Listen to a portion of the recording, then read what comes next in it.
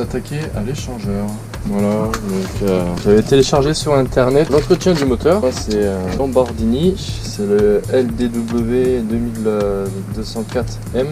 Le seul truc que je reproche en PDF sur internet, c'est difficile à trouver et en fait c'est même pas trop lisible. Je sais pas si on peut voir. Donc je vais essayer de déchiffrer ça. Voilà, bon, après bon, c'est un peu expliqué.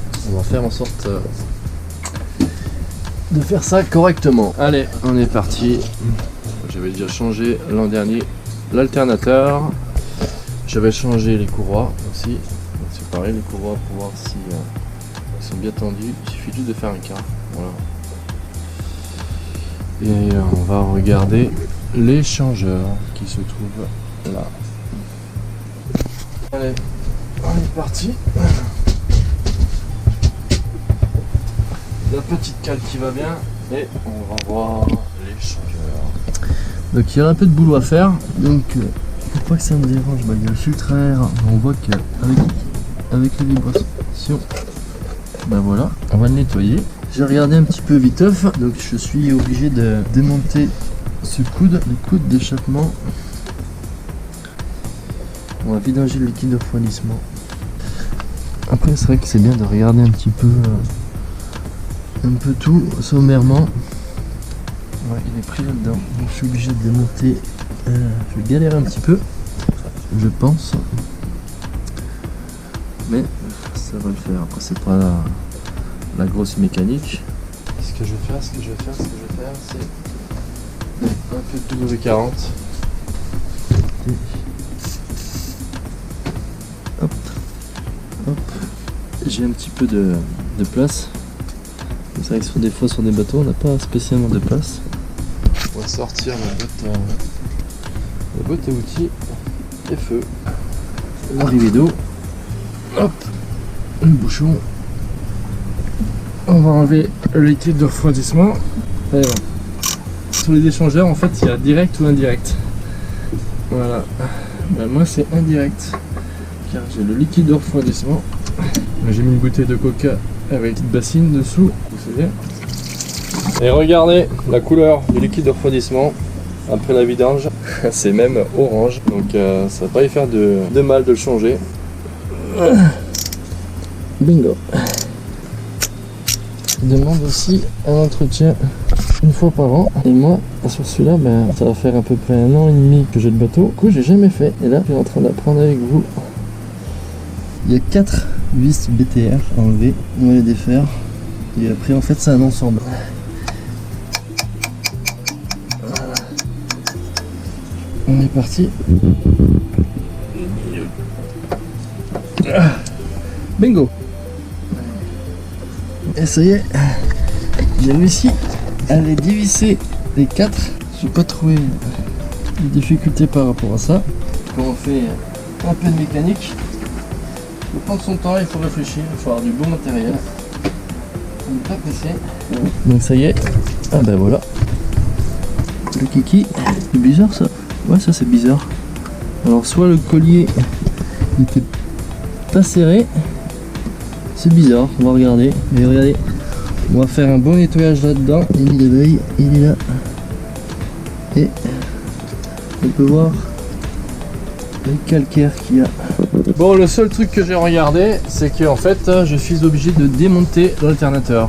Voilà, de le faire pencher, parce qu'en fait, j'ai une vis qui est fixée directement sur le nid d'abeille.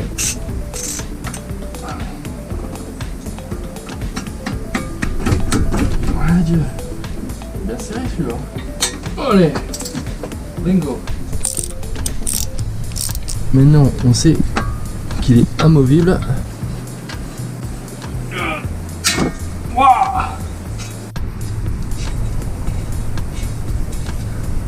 Et là on peut regarder l'état de la vis. Rouillé. Donc, je vais la nettoyer et je vais mettre du W40. Voilà, la meilleure tête. Et voilà le nid d'abeille. Donc pareil, il y a 4 vis à défaire.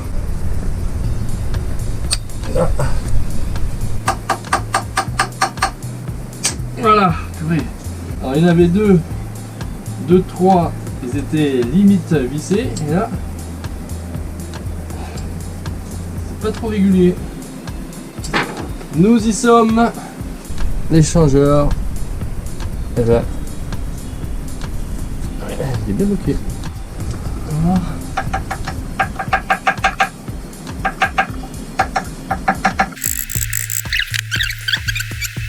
Donc j'ai taponné, j'ai mis du W40 et là j'ai réussi à pas faire levier. Donc voilà.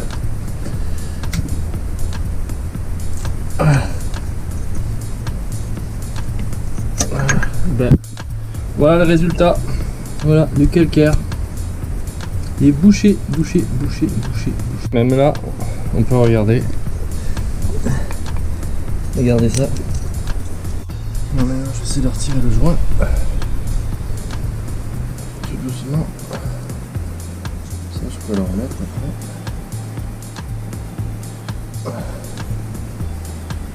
Voilà. Hop. Oh, que oui.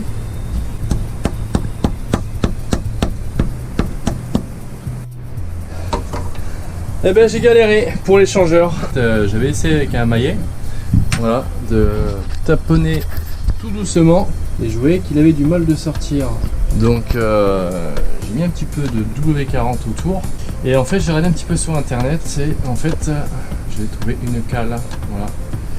Donc avec la cale magique j'ai réussi à le défaire. Mais là ça bougeait donc je suis content. Voilà.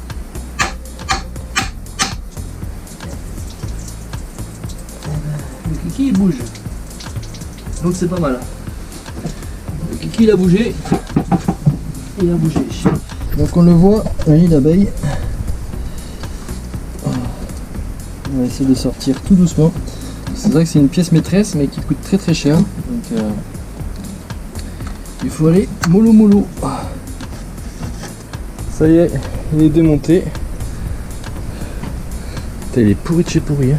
Bon, il est encore bien plus pourri que ça, mais bon. Donc j'ai acheté un bidon d'acide et on va le décaper. Et voilà, ça y est.